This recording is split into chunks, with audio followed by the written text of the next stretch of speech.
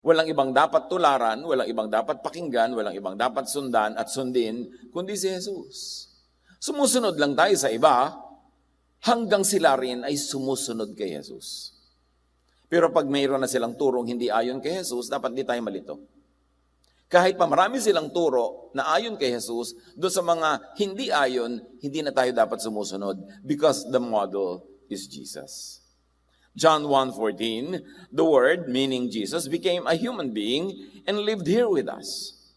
We saw His true glory.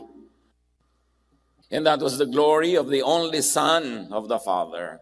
From Him, all the kindness and all the truth of God have come down to us. So kung ano man ang kulang sa pagpapakilala ng mga naunang guro, o kasabay, o sumunod, yun ay pinuno ni Jesus. Kung merong dapat ipaalam sa atin ng Ama tungkol sa kanyang sarili, kanyang kabutihan, kanyang kabaitan, kay Jesus niya pinadaan kasi hindi naging matapat ang lahat sa pagpapakilala sa Diyos. Marami sila mga idinagdag, ibinawas, hindi mo na makilala ang Diyos pag sa mga relihiyon ka nakinig. Kaya ipinadala si Jesus para ituwid ang lahat ng mga baluktot na pag-aakala ng mga tao tungkol sa Diyos. All the kindness and all the truth of God came down to us through Jesus. Therefore, all other teachers and teachings must submit to Jesus. Kailangan pa bang i-memorize yan? Paano po yung teaching ni ganito kontra sa teaching ni Jesus? Sino ba namatay para sa'yo sa krus? Sino ba ang anak ng Diyos?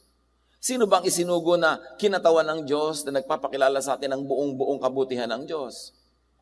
Kasi marami mga religious teachings and teachers na may mga katuruan silang kanila lang, hindi sang-ayon sa katuruan ni Jesus. Bagamat sa tradisyon ng mga relihiyon, ng simbahan, maging ng Christianity, kasama na sila sa doktrina. Pero ang dapat tanungin, lahat ba ng itinuturo nila, bagamat sila ay very godly at sila ay kinilala, pero lahat ba yan talaga maka-Jesus? The model is Jesus, which means Christians are to subordinate all other teachers to Jesus and all other teachings. Kaya sabi ni Jesus, ang buong diin sa John 14:6, I am the way, not them. I am the truth, not them. And I am the life, not them. The only way to the Father is through me. How clearer can you get? Yung iba, hindi makarating sa langit, hindi makarating sa kalangitan, hindi makarating sa heaven, there in heaven in the heart, dahil ang sinusundan nila hindi si Jesus. Ibig sabihin, hindi sila makarating sa buhay na payapa, tahimik, hindi sila makarating sa portion na sila ay tiwasay na tungkol sa kanilang spirituality. Lagi pa silang takot na baka mabulid, takot sila na baka bumalik na naman sa impyerno, matanggalan ng kaligtasan. Kasi ang ginagawa nilang way to the Father is not Jesus. Ang ginagawa nila iba. Yung iba na, oras na nagkamali ka, hell ka na naman. Oras na nadapa ka, hindi ka na naman anak ng Diyos. Hindi nga talaga sila makakarating sa Father that way. Kaya sabi ni Jesus, I am the way, walang iba. Christians are to be like Christ. 2 Corinthians 3:18, and we all are being transformed into His image with ever-increasing glory. Buong buhay, hindi ka nakukumpletong maging kawangis ni Jesus, pero dapat dagdag ng dagdag ang pagiging kamukha mo ni Jesus. Para masabi ni Gandhi na, I like your Christ and I like your Christians because your Christians are so like your Christ. Christians are to grow into Jesus likeness, not into Pharisee likeness.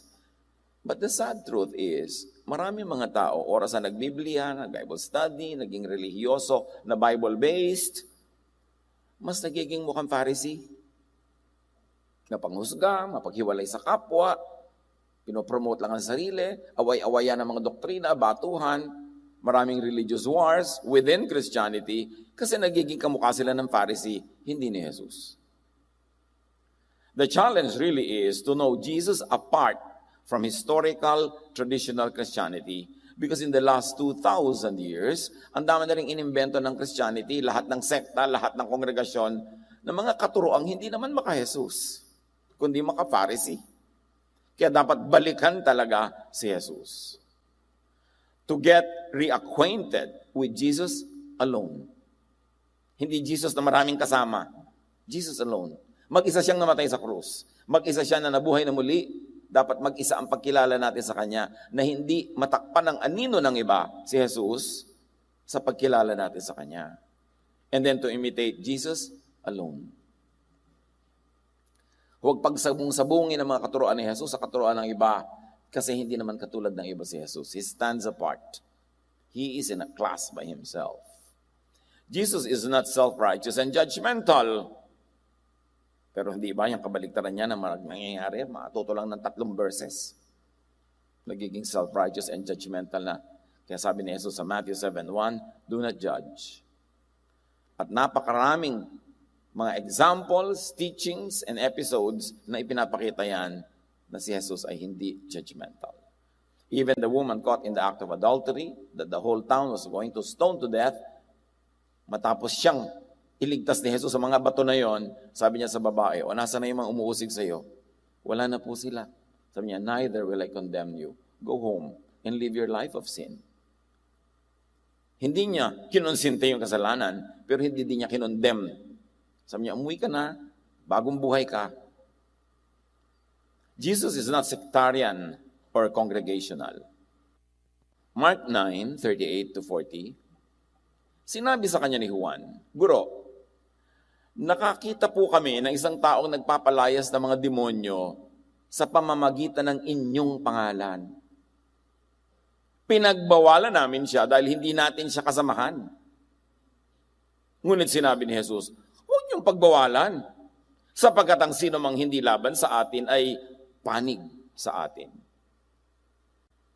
Ang linaw, nung palang panahon ni Jesus, ang mga alagad niya, sectarian na, congregationalist na, may gumagawa ng mabuti, nagpapalayas ng masasamang espiritu, at sa pangalan ni Jesus, pinigilan nila, o hindi ka namin kagrupo.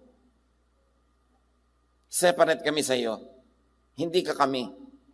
We don't care na ipinipreach mo rin ay si Jesus. We don't care na gumagawa ka ng mabuti, basta't hindi ka namin kasama, tumigil ka. At sabi ni Jesus, huwag niyong gawin yan. Hindi natin sila kalaban. Pero ngayon, ano nangyayari? Sekta-sekta, grupo-grupo, contest-contest.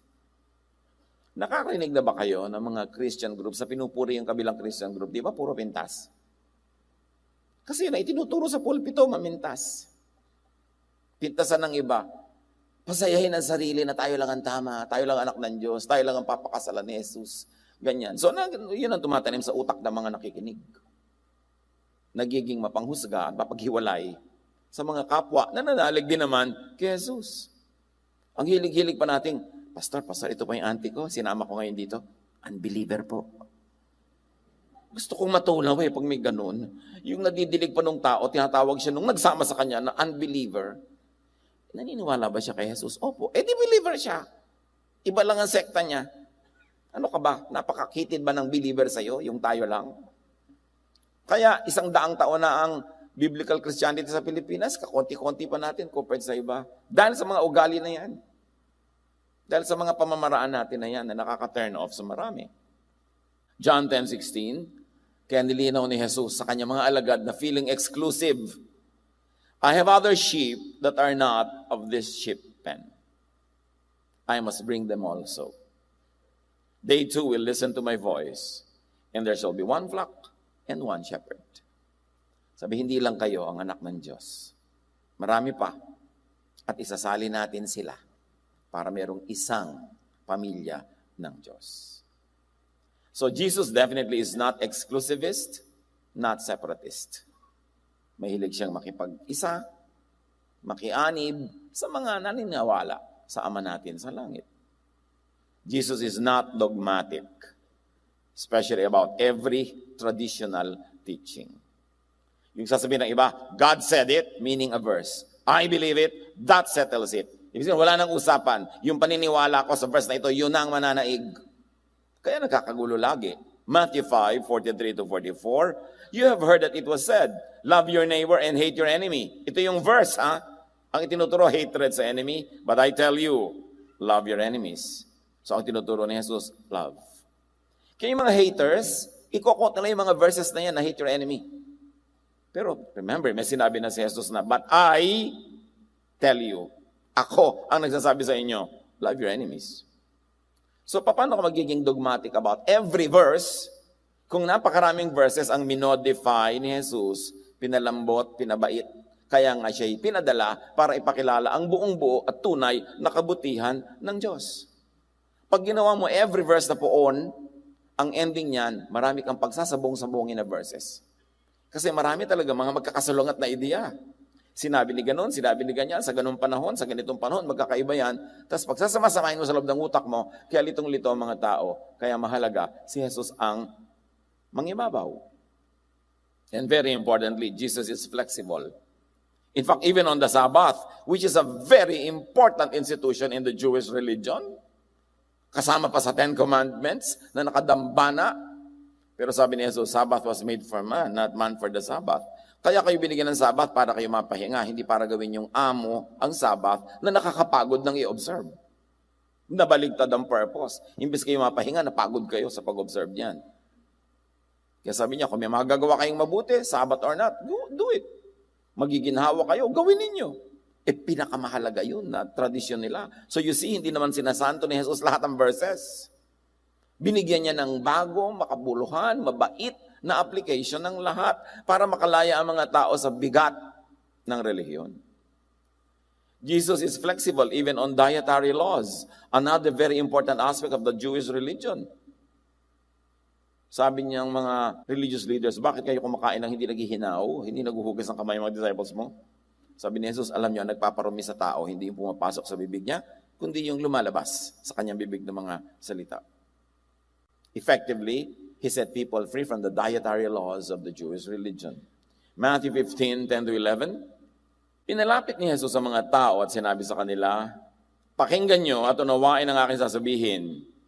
Ang lumalabas sa bibig ng tao, hindi ang pumapasok, ang siyang nagpaparumi sa kanya sa paningin ng Diyos. And Jesus is flexible, especially on the treatment of outcasts. You know, the exclusivist religion of Israel, the so many commandments and minor commandments and major commandments and the traditions created by them over the centuries have excluded so many people.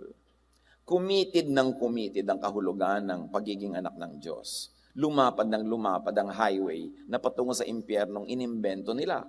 Yung klaseng impyerno na dahil lang sa hindi nasusunod ang kanilang mga teaching, impyerno ka na.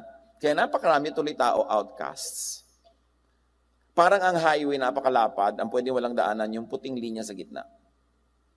So maraming hindi pwedeng tumungtong doon, nahuhulog sila. Mark 2:15-16. While Jesus was having dinner at Levi's house, many tax collectors and sinners were eating with him and his disciples, for there were many who followed him. When the teachers of the law, who were Pharisees, saw him eating with the sinners and tax collectors, they asked his disciples, why does he eat with tax collectors and sinners? In other words, they wouldn't. Takang-taka sila si Jesus na spiritual leader and teacher ay nakikisalong kumain sa mga tinatawag nilang mga makasalanan. And why not? Bakit sila ba hindi makasalanan? Pare-pareho lang, iba-iba lang ng itsura yung kasalanan, pero ang ending pare-pareho lang. Pero hiwalay ng mga religious leaders ang sarili nila sa karamihan ng mga tao para iangat sila, kinailangang ibaba ang marami. Kaya si Jesus doon nakisalamuha sa mga nasa baba para iangat sila. Parang siso tuloy yan eh. Nung iniangat yung nasa baba, bumaba yung nasa taas. Kaya nagagalit yung mga religious leaders. Jesus is not racist. Hindi siya namimili ng tao ayon sa kulay ng balat o lahi o ethnicity.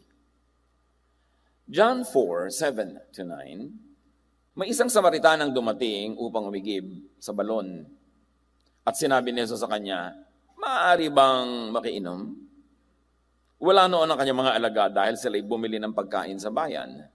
Sinabi sa kanya ng babae, ikaw ay Hudyo at Samaritana naman ako. Bakit ka humihingi sa akin na inumin? Sinabi niya yon sapagkat hindi nakikihalubilo ang mga Hudyo sa mga Samaritano. You see the racism of this religion. Sila nakikihalubilo eh. Kababayan din nila yon.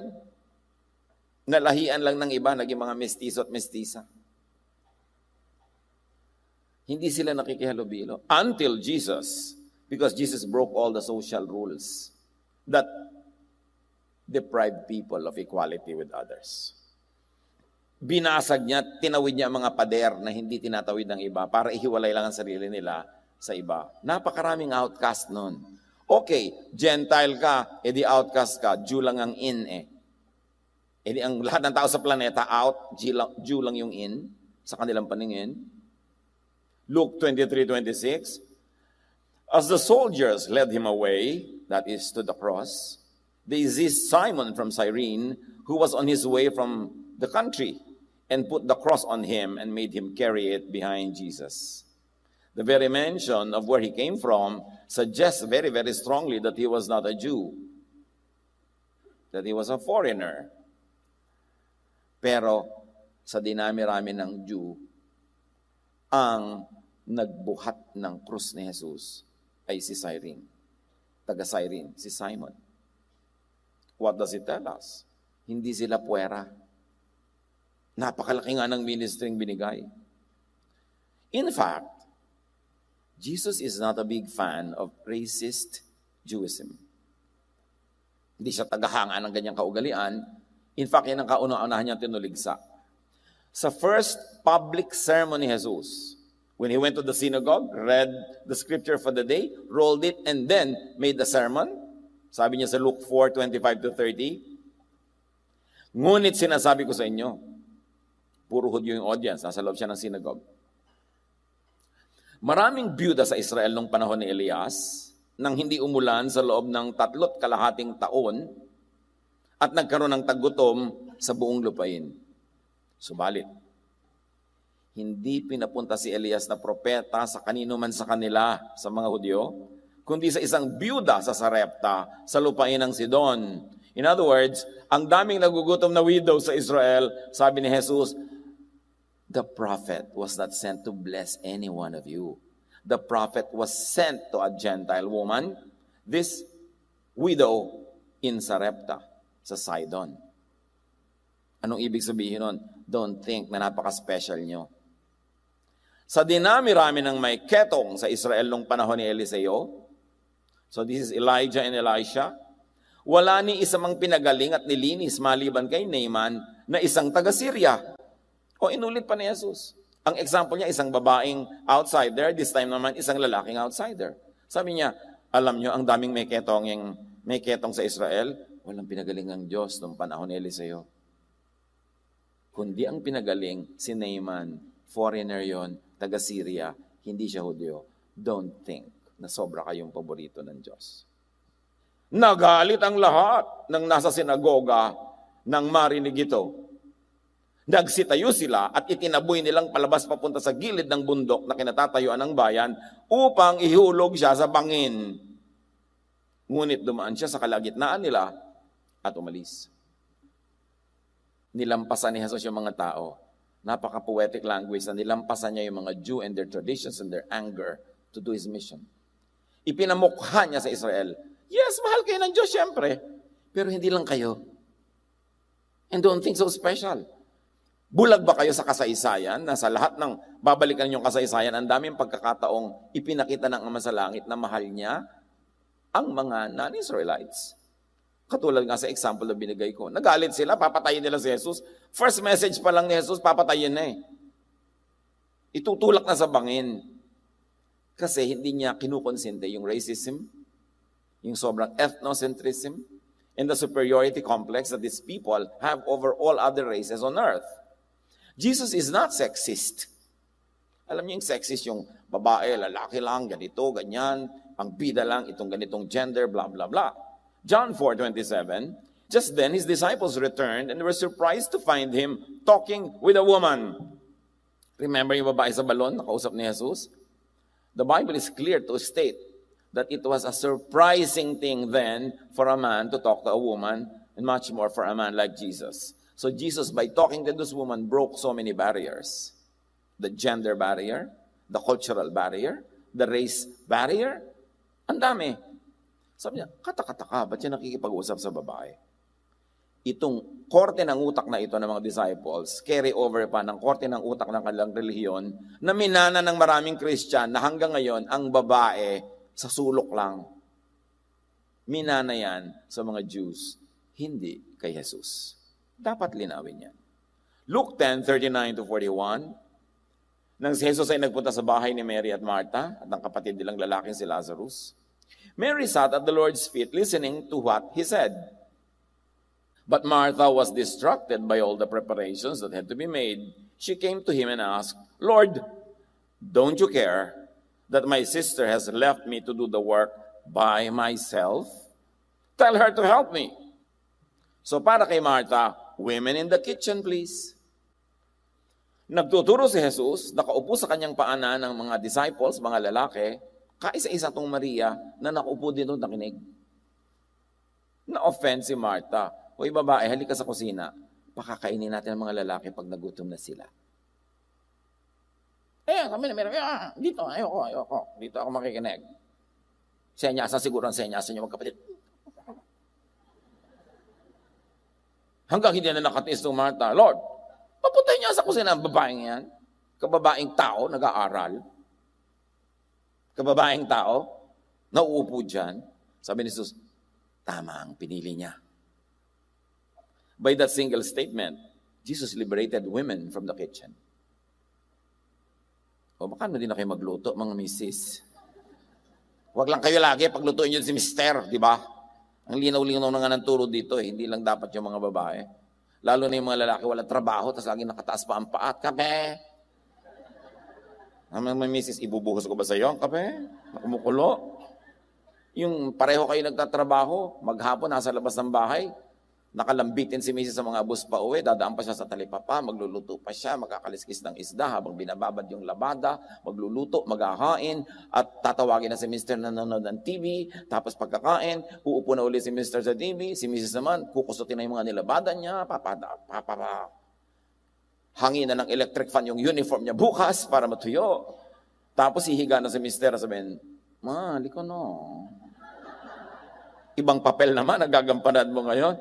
Tapos sabi ni Jesus, no. She has chosen the better portion, it will not be taken from her. So pinalaya ni Jesus sa mga babae sa ganito. Hindi ibig sabihin, huwag na kayong gumawa ng mga gawain ng babae. Pero hindi lang yun, kaya kayo nilikha ng Diyos.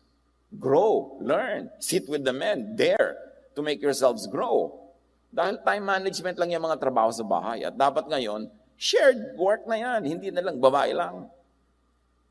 So, sabi niya, Martha, the Lord has answered, Mary has chosen what is better, and that is to sit with the men and study, and it will not be taken away from her. Si Jesus yun. Mga misis, ano bang memory verse nyo? Luke 10:39-41. Luke 8:1-3. After this, Jesus traveled about from one town and village to another, proclaiming the good news of the kingdom of God. The 12 were with him, and also some women. These women were helping to support them out of their own means. Nakita niyo itong mga babaeng kasama ni Jesus, hindi sila mga dekorasyon. Active sila sa ministry. Sa katotohanan, sila ang nag-finance ng mga gawain. Ibig sabihin, meron sila mga trade, may mga hanap-buhay sila. Hindi sila mga dependents. Ganun yung mga babae na these are the women of Jesus. The women in Jesus' ministry and in His world. Mga go-getters, achievers. At alam nyo, ibig sabihin, para kasumunod-sunod kay Jesus from Galilee to Jerusalem, may kalayuan din yun. Ilang araw, ilang buwan yan. Ibig sabihin, they liberated themselves from so many domestic work. By management of their households, they are able to make their households run and they too have their own ministries. Hindi sila nakulong doon. Kaya maraming ayaw kay Jesus kasi binabasag niya yung mga power structures. At syempre, sa power structure na yan, nandun yung Jew, nandun yung lalaki, at nandun yung religious leaders. Everybody else, sunod-sunuran na lang. And as if to really emphasize the importance of women to Jesus, when Jesus rose from the dead, the most important historical event of all time, ang unang-una niyang pinagpakitaan ng kanyang sarili ay si Maria Magdalena, isang babae. Walang disciples na nandun na lalaki. At sabi niya, tell the disciples, tell them that I have risen, I will meet them somewhere. So it really means that Mary Magdalene was the one who declared the resurrection. To the men, the disciples, and then through this man to the world. This was a lady. A very important element in the Jesus ministry. Jesus is not oppressive to minorities and to the weak. Sa society, di ba, lagi may api-apihan, kawakawawaan. At ito yung mga outsiders, the ostracized, the marginalized, the maligned, the judged, the vilified, the demonized. Ang society, laging lumilikha ng mga aswang. Ang pangit-pangit, makain ng atay, masamang ugali, hindi pagtitiwalaan, yun yung nilikhang image. Kasi ang aswang is really the bad side of humanity projected by one side to others. May nagtanong pa sa akin, so wala pong totoong aswang. Mag-research ka na lang kung meron talaga. Pero sinasabi ko, yung kaaswangan, iniimbento natin i-project sa iba para huwag tayo mapagdiskitahan. So lahat ng ating masasamang ugali, lahat ng mga hindi maganda sa atin, inilalagay natin sa katauhan ng aswang para malayo sa atin. Pero ang totoo, may kaaswangan ng lahat. May mga kasamaan tayo lahat ng ugali. Meron tayong mga di magagandang ginagawa. Pero para hindi tayo mapansin, iimbento tayo ng mga figures. At sa mga bayan-bayan, lalo sa mga traditional towns, lagi may ganun, yan ang masamang babae, yan ang masamang lalaki. Para sila lagi ang mapag-usapan at hindi ikaw. Jesus has liberated those minorities and the weak from the darkness. Jesus included the excluded. Kaya mga children na laging puwera, sabi niya, bring the children to me. Yung mga babaeng dinudugo na unclean, hinawakan siya, gumaling. Yung mga lepers, mga outcasts, mga unclean, yung mga demon-possessed, yung mga pinuntahan niya, kasi sila lahat yung puwera. Ang lipunan, parang banyo, tiles, parang ang linis-linis sa malayo. Pero pag sinilip mo ang bawat siwang at pagitan ng bawat tiles, ang daming nakatira dyan ng mga mikrobyo. These are the people who fall in the cracks. So in society, even in polite society, in civilized society, so many people fall in the cracks. At yun ang mga binigyan ni Jesus ng dignity. Mark 14:12-13, Jesus' disciples asked him, "Where do you want us to go and make preparations for you to eat the Passover?" So he sent two of his disciples, telling them, "Go into the city. A man carrying a jar of water will meet you. Follow him. Ituturo niya sa inyo kung saan tayo gagawa ng ating hapunan." Sa biglang tingin, parang nothing unusual here. But a man carrying a jar of water is most unusual. It was women who did that. Ang lahat ng umiigib, babae, nagpapasa ng palayok, babae, lahat ng ancient cultures, babae yan. And here is a man who is carrying a water jar. Can you imagine how weird this is? How different this is? Pero yun ang pinili ni Jesus na susundan ng mga disciples.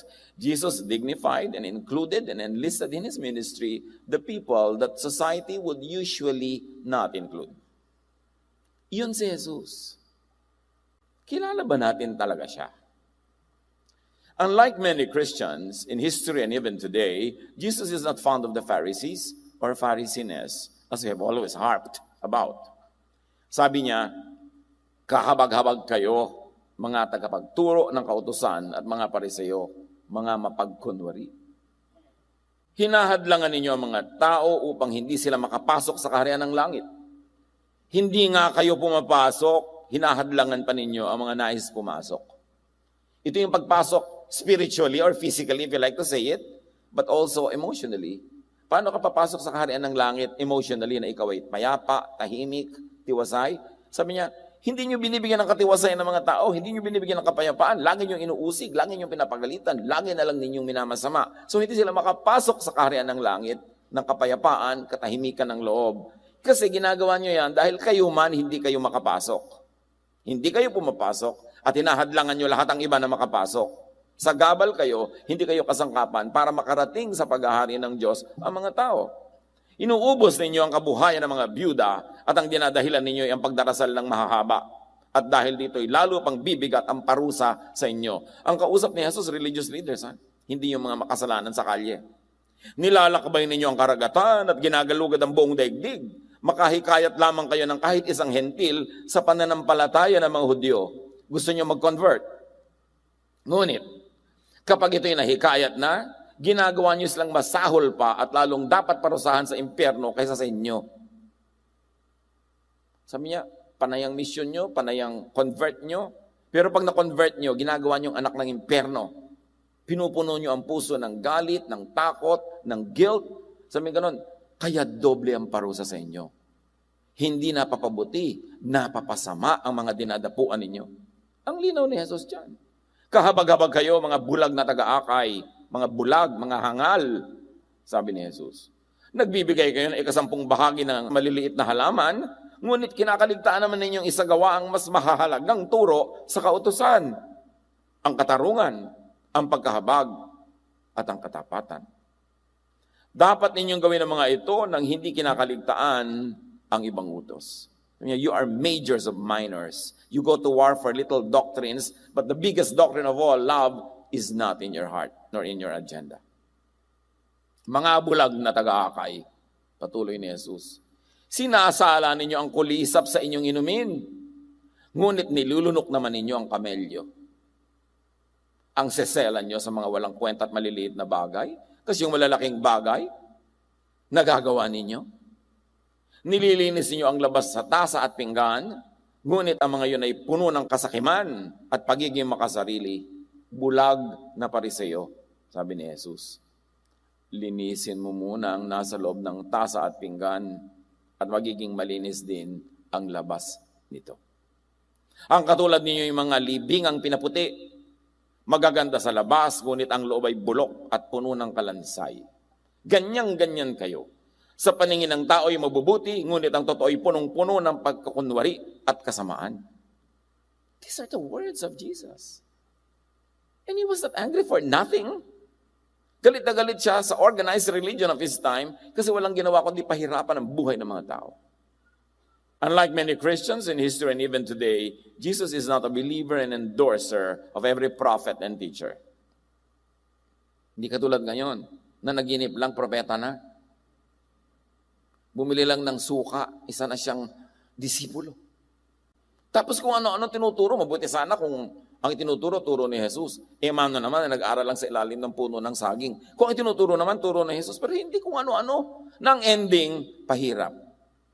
Pampasikip ng loob. Mark 7:6-8. Sinagot sila ni Jesus. Ito yung mga teachers. Teachers. And these are the recognized teachers of his time. Hindi mga kolorom sa gilid-gilid. Sila yung talagang kinikilala. Mga mapagkunwari. Tama nga ang sinabi ni Isaiah tungkol sa inyo nung kanyang isinulat.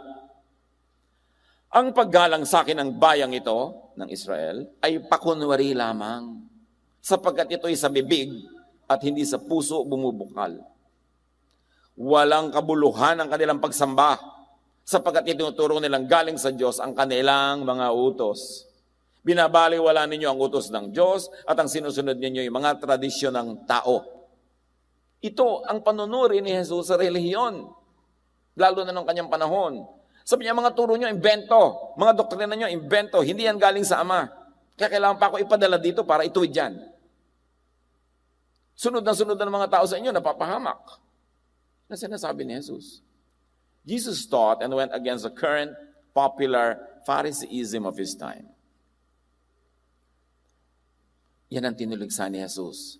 Yung impluensya ng mga Pariseo at ng tradisyon ng kanilang bayan. Kaya lang, matapos si Jesus bumalik sa Ama at isinilang ang Christian Church, unti-unti but progressively, gumapang pabalik sa Christianity yung Phariseeism. Kaya ang inabutan natin Christianity, magkahalo na, diluted, Jesus and Pharisees. At sa nakaraang 2,000 taon, sa mga bangayan at awayan ng mga Christian sects and denominations, ang dami pa nilang idinagdag na lalong-lalo namang wala na kay Jesus, pero kasama na ng tradisyon. Kaya pinag-aawayan ng mga churches, pwede ba ang drum? Hindi, demonic yan. Wala naman ganun sinabi si Jesus. Ano ba dapat ang suot ng choir? Toga o kimona? Hindi naman issue ni Jesus yan. Ang dami-daming issues na hindi naman issue ni Jesus. Pwede bang ligawan ng choir member, yung Sunday school teacher? Hindi pwede yan. Sabi ba yan ni Jesus? Hindi pwede mag-boyfriend pag hindi pa college graduate. Sabi ba talaga yan ng Diyos? Siyempre, tontuan ng mga nanay, di ba? Pagka may ganun mga teaching. Pero hindi yung galing kay Jesus. Dapat magkalinawan. Ano ba talaga? Meron naman mga teaching na hindi galing directly kay Jesus, pero very nice and beautiful ang implementation kasi agree pa rin sa turo ni Jesus. Loving, kind, liberating. Pero dapat manuri. Madalas, pag nakakakita ko ng mga religious activities, ang totoo niya, naaawa ako sa mga tao. Kasi lagi silang inuuto. Lagi silang inuhut-hutan. Lagi silang pinapasunod at lagi silang mga na-exploit kahit saang relihiyon. Kaya dapat palayain ang isip. Tapunan ng liwanag mula kay Jesus. Na ang mga naghahanap talaga sa Diyos, Diyos ang matagpuan at hindi mga Diyos-Diyosan. So much needless burdens and suffering, so much needless divisions and quarrels and fights and wars, and so much needless cruelty, violence, and murder. Ang daming religious wars. And in the Christian churches, maglingkod ka man ng 30 years, pagka sa 31st year, nagkamali ka, nadapa ka, ang mga kapatiran ng unang lalapa sa'yo. Sila mag-uusap-usap tungkol sa'yo, magchichismis tungkol sa'yo, at sisipain ka at ititiwalag ka.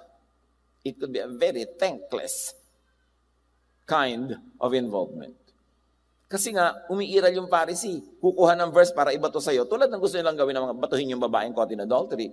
And kung gusto nyo talagang mambato, hindi kayo maubusan ng makukuhang verses pambato. Pero yung ba ang ginawa ni Jesus? That's why it's important to bring Jesus back into Christianity. Nung unang panahon, yung mga Hudyo na naging Kristiyano at mga Hentil na naging Kristiyano, di nagsama sa isang church. Gera Mundial. Yung mga Hudyo, gusto muna nilang gawing Hudyo, yung Gentile na naging Christian. And even the issue of circumcision. Yung mga Hudyong lalaki, siyempre, tinutuli. Yung mga Gentile, hindi. Yung mga Gentile, naging Christian, kahit ang tatandaan na nila, gusto pa ng mga Hudyo, patuli pa sila. So maging Hudyo ka muna, bago ka maging Kristiyano, which is not a Jesus teaching. So matapos sila magtalo, Acts 15:10, tumayo si Pedro. Bakit sinusubok niyo ang Diyos? Bakit ninyo iniaatang sa mga mananampalataya na Gentiles ang isang pasaning hindi na kayang dalhin ng ating mga ninuno at hindi naman natin kayang pasanin? Sabi niya, magkatotoo tayo dito, magpakatotoo tayo. Ang mga ninuno natin, hindi nasunod lahat ng mga kautosan natin relihiyon. Tayo man din natin nasusunod. Tapos yung mga Gentiles na hindi Hudyo, papasunurin nyo pa rin. Anong klaseng pahirap ang gusto nyo gawin? Kaya sabi ni Gandhi, I like your Christ, I do not like your Christians. Your Christians are so unlike your Christ. I like your Jesus, I do not like your Christians. Your Christians are so un-Jesus, so Pharisaic. Hanggang ngayon, at nung nakaraang 2,000 taon, people in the church are really actually stopping Jesus from entering fully. Ayaw papasukin ang tunay na pagka-Jesus kasi manganganib ang kanilang mga tradisyon, ang kanilang mga kaugalian, ang kanilang mga nakasanayan at mauuga ang mga power structures. Yung mga makapangyarihan sa relihiyon, hindi nila papangyayarihin si Jesus kasi maiiba ang power structures. Gusto nilang patuloy na mga kababaihan na hindi magpe-preach, hindi magtuturo, hindi magsasalita. Hindi ba preaching ang ginawa ni Mary Magdalene? Jesus has risen from the dead. Hindi ba preaching yon? The most important preaching you can ever say. Pero ngayon, binubusalan ang bibig ng mga babae, tagatimpla lang sila ng juice pagka may Lord Supper, tagagawa ng mga merienda, na itinuwid na ni Jesus nung panahon pa ni Mary at ni Martha. Kailan pa tayo lalaya sa Pharisaic teaching? Kailan talaga tayo makikinabang sa bunga ng sakripisyo ni Jesus? We must bring Jesus back into Christianity. Pero tandaan nyo, no, gusto nilang patayin si Jesus. So yung ngayon gusto magbalik kay Jesus, natural, babatuhin din ng marami. But bring Jesus back into the church. Nakakalungkot, ang mga tao naghahanap, pasok ng pasok sa mga relihiyon, at kumisang ganito nangyayari sa kanila, papasok sila sa isang relihiyon, tapos pagkapasok mabubulid.